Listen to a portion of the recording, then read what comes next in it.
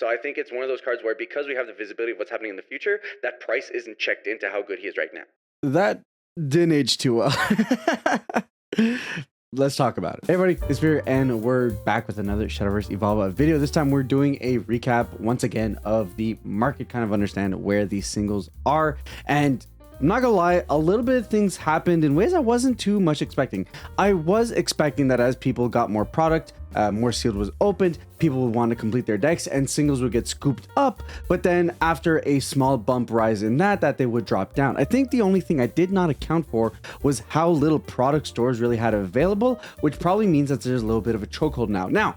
One thing I will say, while there are a few key cards that have very clearly bumped out in price and are kind of in an unattainable level at the moment, there is a second wave supposedly coming that should allow for more product to be opened, and as such allow the prices to come down. So while I do think my timelines are a little bit off in regards to the accessibility of some of these cards, I still hold on to the fact that a few weeks down the road, and especially a month down the road, once we get a second wave in, that the prices will drop down to a more accessible level. But regardless, cards having value is not a bad thing. It means that your store is able to flip the product for margins, allowing them to want to support the game even more and hopefully want to push to build a community. So it always sucks because it's a battle between accessibility and profit, but a balance of both hopefully allows for your store to be able to grow and have much more players and games, and hopefully give you the ability to slowly work your way towards optimizing your decks if you're not there already. Nevertheless, let's go check out some cards. Of course, we jump off with the leaders because they are the most expensive of things, and there's been some balancing out.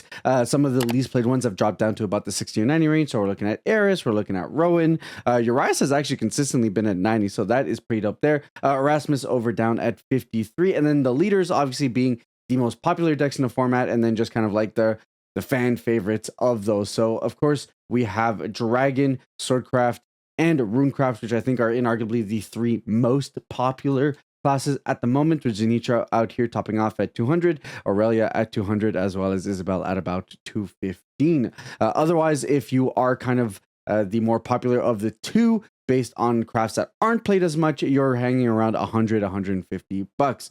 So we've got Erica, we've got Arya, Arisa, and Ramina kind of being within that range. Luna's not on here, and that's just because of like some filter issues. So if we actually pop on to her actual page, she does exist on here, and she's holding the line at 190 up there. So clearly we have Abysscraft as a fan favorite as well. And so I do think those four top off as the most popular classes. And that actually tops itself off in the Legendaries as well. We can see that exact trend happening right here. And the Legendaries is really where the biggest hallmark of, oof, the prices have actually gone up than they have before. So we were sitting at $15 Lucifers. We're now at 35 bucks. We were sitting at $10 to $15 Fortes, 25 bucks. Merlin at one point was like at 35 or something like that. We can already see the market price here being at 30.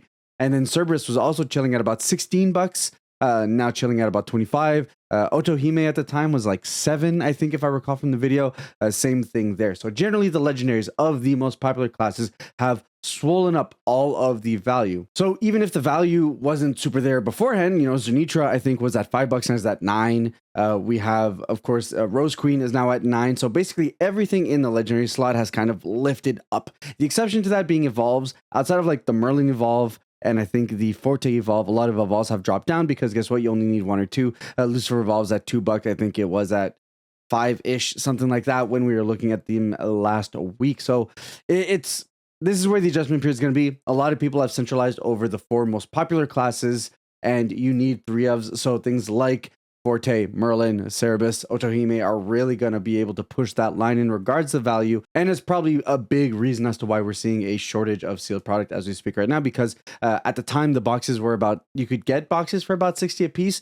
And they lend themselves to being incredibly valuable to open. Now we're finally seeing the singles adjust to that. We're also seeing the sealed product adjust to that. It's really hard to find sealed product, and if you do, it's probably at a bumped up price. The biggest surprise for me here being Jeanne d'Arc. She's an amazing card, but Havencraft not being as popular as definitely the other classes. So that's the only one that catches me a little bit off guard, but regardless, is definitely a key piece in that deck. And of course, if you're going to play Forestcraft, you're going to want your HNLs, you're going to want your Rose Queens. Those are a given. The biggest thing I will say in terms of Legendaries, guys, if you want to pick up your Fafnirs, or you want to pick up any starter deck Legendary, like even your Tsubakis, just get the starter deck. At the price of 20 a piece, it makes no sense. You can just route right buy a starter deck, get your 3 copies, and it's not a problem there. And at least you get the other cards as well. So my recommendation, just FYI, you need any of these starter deck legendaries, just go ahead and pick up a starter deck. When we move on to the SLs, I will say the biggest thing that's happened on the super legendary part is the fact that the gap has kind of shrunk. Whereas earlier we were seeing, and they're kind of floating at very similar prices for the most part. Whereas before we were seeing about a 5x multiplier. I'd say the multiplier now here is at about 2x.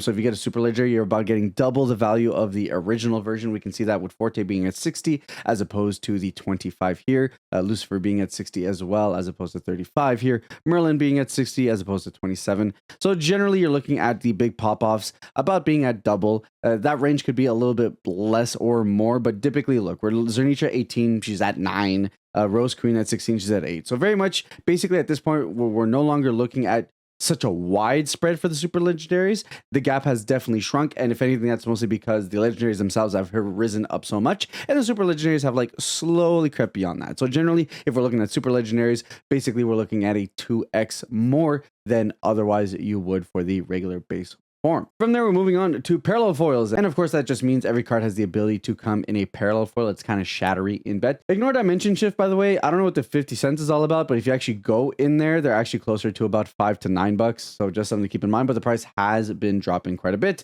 probably just because so many more have been open. But generally, the only thing here really holding the line is Bellringer. Of course, is at $40 a piece. No surprise that their market price being at 30. Otherwise, you're looking at about $10 or less for any given ones. Of course, the most popular classes are going to have the most valuable ones. So Ayla, Shenlong, etc. We're looking at Sorcery Cash here for Runecraft, of course. I will say the biggest surpriser for me is the Bellringer Angel Evolved form here, because typically you only really run one if you do run any evolved versions of Bellringer, but something to keep in mind. Executioner is a fantastic card. Honestly, at 4, the pickup is pretty good. But in general, 10 to $5 for anything that's meta, and then anything below that you're looking at less than $5 if you really want to be that guy to foil out your deck. I definitely tend to be that guy depending on what I'm playing. So just things to keep in mind. And then generally when we're looking at gold, honestly, the value is held by Bellringer. And she's at $20, which is pretty good because at one point she was at like 30 something. So I think $20 is probably where Bellringer is going to stay, and it's not terrible. Last market watch, I was telling you guys at 15, she's a perfectly fine pickup. At 10, she was a steal. Honestly, at $20, it's probably where the card's going to stay until the end of set 1, and then she might creep up slowly to 25-30 as she sees more usage in set 3, 4, 5 without a reprint. So that's just something to keep in mind. At this point, if you have the opportunity to pick them up at $19, $20, whatever it may be, I would say you're probably not going to find a cheaper price at this point. Even with the wave 2, I could only see Bellringer going down a couple of bucks, because at this point we just have people who are waiting for more product to come out, and that's going to enable more to come into the pool. But nevertheless, a lot of people are holding out for that, which means there's still a lot of people that are going to want their play sets, which means the value is probably not going to shift down that much because there's just more people waiting to pick more up. The only weird one here for me really is the fact that Vanguard Captain here is at like 750. That's a little bit crazy to me. It's a 2-cost 3/3, so like it's very well statted in like arguably the second best deck in the format, which is Sword. But it's just a little bit weird to me that this is the card that's kind of like holding the line for golds outside of Bellringer. It's just kind of odd, but regardless, everything else is like $1 or cheaper. So in terms of building out your decks, honestly, if you guys want to check out some kind of budget options for the deck you're playing, I did make a video about that. So you guys should definitely go check that out in the corner after this. But otherwise, most of your decks should be decently pretty good to actually build, especially when you account for the fact that silvers and bronzes now are like 50 cents or less a piece when they were sitting at about $1 or $2, depending when people were trying to swipe them all up. You can get there. You can build decks. Are they going to be 100% optimized? No, because the legendaries are incredibly good, hence why they hold some of their prices. If you're running something like any Runecraft deck or D-Shift deck, obviously your win rate's going to go down a lot if you don't have Merlin. Same thing with Forte, but you definitely can still get there with some of the other options if you slot them in, and as you slowly work towards optimizing your deck. So prices are a little bit tough. Legendaries, I think, are really what's holding the line and preventing people from really being able to jump in. But it's, you know, I think there is room for these things to kind of ease out, and at least it allows stores to want to reliably support this game because they can be able to move the product. So it's a tough balance. And I honestly had hoped that the prices would kind of stay where they were the last time we did a market watch.